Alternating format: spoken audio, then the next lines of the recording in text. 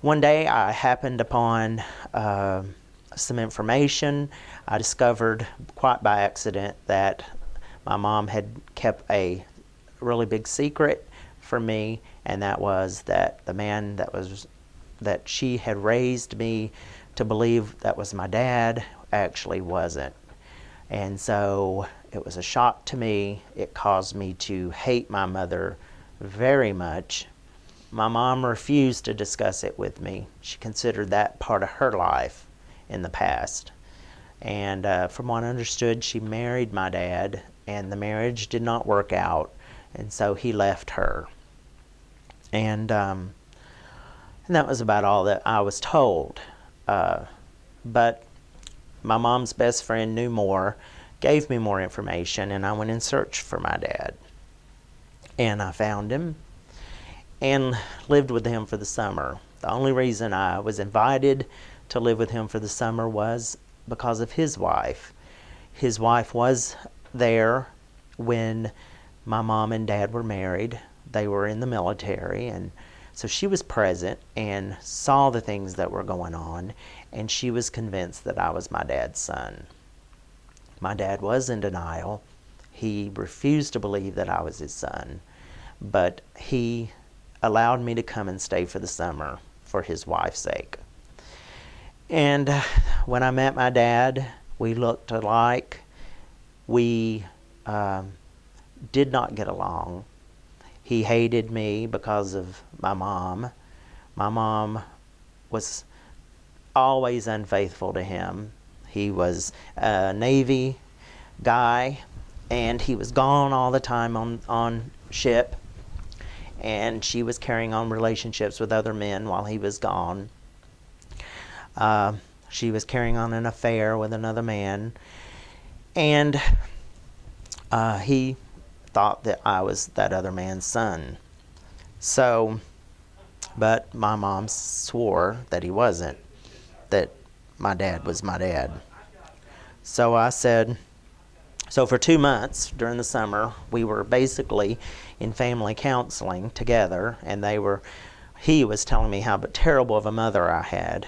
And, remember, this was during my hormonal years, my teen years, and very confused, very angry at my mom, hating the idea of a man and what he represented in my life as a man who abandoned me, being attracted to one as well, and just not understanding, not being able to identify with the male role or the female role. One time he told me that he had never considered me his son, and that he never would. And that was okay. I mean, at the time, that hurt me very deeply. He had a very great temper. There were times he did things that confused me. He would attack me verbally. There was one time he put his hands on both sides of my face and kissed me and pushed me away and said that I'm giving you everything you ever wanted in a father. And those things confused me as I was already dealing with my identity. And of course he did these things when it was just the two of us. So I just basically at that point avoided him. So the last thing that really broke it for me was the family was gone. My dad and I were at the house together, and he was in the den, and I noticed that he was drinking, which he was a recovered alcoholic, and I decided to go downstairs, and he talked to me, which was very unusual. He was kind, and our conversation turned into playful wrestling, and he tried to rape me.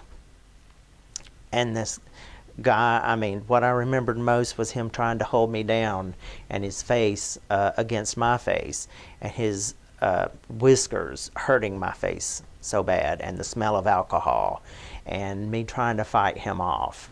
And for some reason, at some point, his senses came back to him, and he stopped. And I realized at that point that there was no hope for our relationship. So shortly after that, I called my mom and asked if I could come back home. And of course I did. And of course I had to eat a lot of crow at that point, telling my mom, coming back home to my mom, the one person who did ultimately say that I would regret knowing my dad, and because she said how evil he was. And so I came home, and that is when I explored. That's where my exploration of the gay lifestyle began. And homosexuality was not what God's best was for me. And so God, from time to time, would put people into my life, but most of the time, the men that he put into my life would be moved out quickly. They would come into my life, they would deposit something of truth in my life, and they'd be moved quickly out. God would never allow me to be able to rely on someone long term. And the one thing the Lord has said to me is that no one would take credit for the work that he's doing in my life. And that one day, when I stand up to give my testimony, that it would be as if I'm telling someone else's story, that the pain would be so removed. And I could say that day is today, because the Lord has done a lot of healing.